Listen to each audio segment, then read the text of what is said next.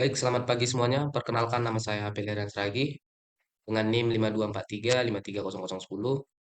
Di sini saya dari kelas Teknik Elektro A akan menjelaskan tentang pengukuran tiga fasa menggunakan 3 wattmeter dan 2 wattmeter. Ini adalah soal pertanyaan dari presentasi kelompok sebelumnya. Nah, dapat kita amati ada contoh grafik ataupun gambar pengukuran daya tiga fasa dengan 2 wattmeter. Di sini saya akan menjelaskan pengukuran daya tiga fasa ini dengan 2 wattmeter. Di mana pengukuran daya tiga fasa ini dengan 2 wattmeter hanya diterapkan bila beban tiga fasa dalam keadaan tak seimbang atau biasa disebut asimetris.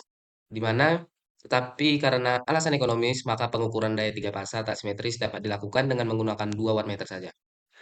Pada cara 2 wattmeter ini, seluruh netral tidak digunakan.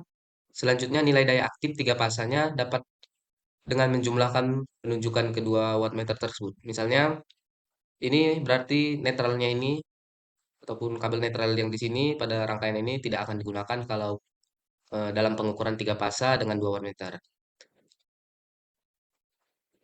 Selanjutnya, nilai daya aktif tiga fasa didapat dengan menjumlahkan penunjukan kedua wattmeter. Jadi ketiga fasa ini akan mendapatkan hasil dengan jumlah dari kedua wattmeter yang kita gunakan.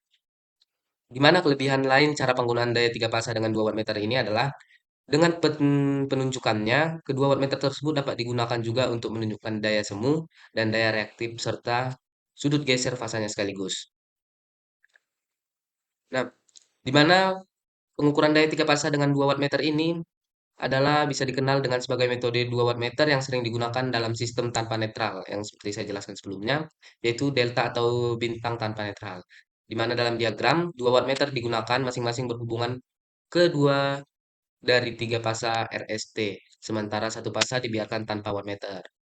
Maksudnya seperti contoh gambar ini, di kabel R dan di kabel T saja, sedangkan di S-nya tidak. Nah, pengukuran daya total dihitung dengan menjumlahkan pembacaan dari kedua wattmeter, di mana P totalnya ataupun daya totalnya P1 ditambah P2. Keuntungan metode ini adalah lebih hemat alat ukur karena menggunakan dua alat ukur saja dan hanya membutuhkan 2 wattmeter. Itu yang saya sebutkan tadi. Tetapi memiliki kekurangan, di mana kekurangannya adalah tidak dapat digunakan untuk sistem dengan beban tidak seimbang dan memperlakukan perhitungan tambahan untuk menentukan daya dengan akurasi tinggi. Adapun contoh dari penghitungan tiga fasa ini dengan 2 wattmeter yaitu di mana pengukurannya salah satu contohnya yang memiliki tegangan fasa ke fasa itu 400 volt, arus fasanya 10 ampere dan faktor dayanya dengan menggunakan cos V yaitu 0,8. Di mana pembacaan wattmeternya itu pada wattmeter pertama yaitu 3200 watt dan wattmeter kedua itu 1600 watt. Jadi W1 karena rumusnya itu adalah P1 tambah P2, jadi kita jumlahkan saja 3200 watt ini ditambah dengan 1600 watt yang hasilnya 4800 watt. Jadi daya totalnya adalah 4,8 kilowatt. Itu adalah contoh pengukuran pada 2 wattmeter dengan 3 fasa. Selanjutnya pengukuran daya 3 fasa dengan 3 wattmeter. Tadi dengan 2 wattmeter, sekarang dengan 3 wattmeter. Di mana pengukuran daya 3 fasa dengan 3 wattmeter ini hanya diterapkan bila beban 3 fasa ke dalam keadaan tak seimbang atau asimetris, di mana beban 3 fasa dikatakan tak seimbang bila arus yang mengalir pada setiap pasanya tidak sama. Dengan demikian, daya yang dipikul oleh setiap pasanya juga tidak sama, sehingga daya totalnya adalah penjumlahan daya masing-masing fasa. Berarti arus yang dalam pasalnya ini dari ketiga pasal ini tidak sama.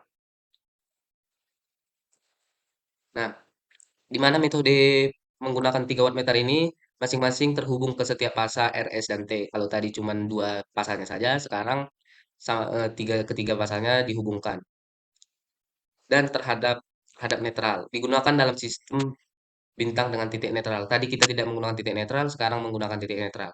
Di mana total daya dengan penjumlahan pembacaan ketiga wattmeter ini digunakan rumus P totalnya yaitu P1 tambah P2 ditambah D3. Keuntungan metode ini adalah akurasi yang lebih tinggi, terutama dalam sistem beban tidak seimbang, karena setiap fase diukur secara independen. Kekurangannya adalah memerlukan 3 wattmeter yang berarti lebih mahal dibandingkan metode 2 wattmeter. Di sini saya memberikan contoh, di mana sebuah rangkaian itu juga dengan tegangan fase 230 volt, arus fase 10 ampere dengan faktor daya yang berbeda di setiap pasanya. Di pembacaan wattmeter pertama yaitu 2200 watt, wattmeter kedua 1800 watt, dan wattmeter ketiga 800 watt. Dan total dayanya berarti yaitu 2200 ditambah 1800 tambah 800 sama dengan 4800 watt. Jadi daya total dalam rangkaian tersebut yang tiga fase dihitung dengan 3 wattmeter yaitu adalah 4,8 kilowatt. Sama seperti metode 2 wattmeter tetapi lebih akurat jika ada beban tidak seimbang.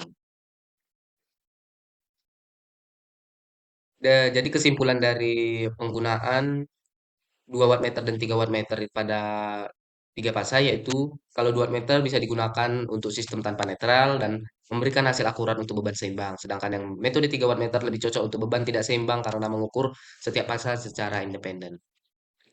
Selanjutnya ada juga pertanyaan yaitu sudut pi yang baik itu berapa dan buatkan sistematisnya. Di mana sudut pi itu bisa juga dibilang sudut cos, tapi di sini kita akan mencari sudut cos yang terbaik.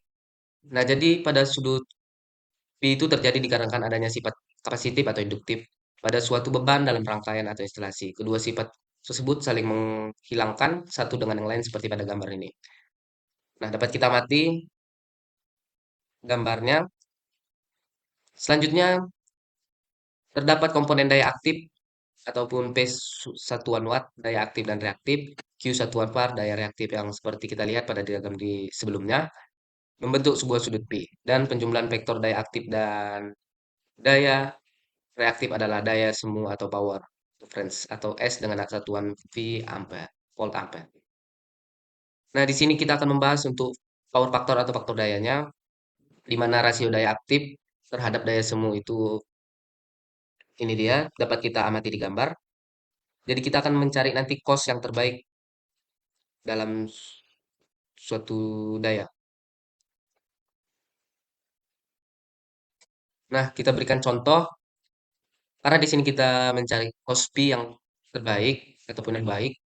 Jadi kita buat contoh saja, misalkan daya aktif yang dikeluarkan dalam sebuah motor adalah 700 watt dan sudut fase antara tegangan dan arus 45,6 derajat. Faktor dayanya adalah cos 45,6 derajat atau yang kita tahu hasilnya itu 0,700, di mana daya semua yang dibutuhkan untuk menggerakkan motor tersebut adalah 700 watt per cos, di mana cosnya itu 40 per cos 45,6 derajat sama dengan 1000 volt ampere. Nah, berarti dari penjelasan ataupun contoh ini dapat kita simpulkan semakin kecil cos pin nilai daya aktif ataupun wattnya semakin mendekati nilai daya semu volt ampere. Keadaan ideal inilah yang diharapkan pada suatu rangkaian instalasi yaitu dengan nilai cos pi mendekati nilai satu. Jadi nilai cos pi yang terbaik itu berarti adalah cos pi yang mendekati nilai satu.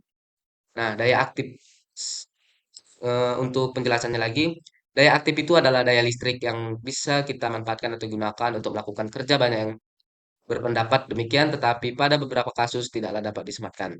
Tidak semua daya aktif bisa kita manfaatkan untuk melakukan pekerjaan, bahkan bisa merugikan. Nah, berarti sudah terjawab, kos yang terbaik itu tadi adalah kos pi dengan nilai kos pi-nya yang mendekati nilai satu. Sekian penjelasan saya tentang soal dari kelompok presentasi sebelumnya. Jika saya ada salah ucapan ataupun perkataan, saya mohon maaf. Sekian dan terima kasih.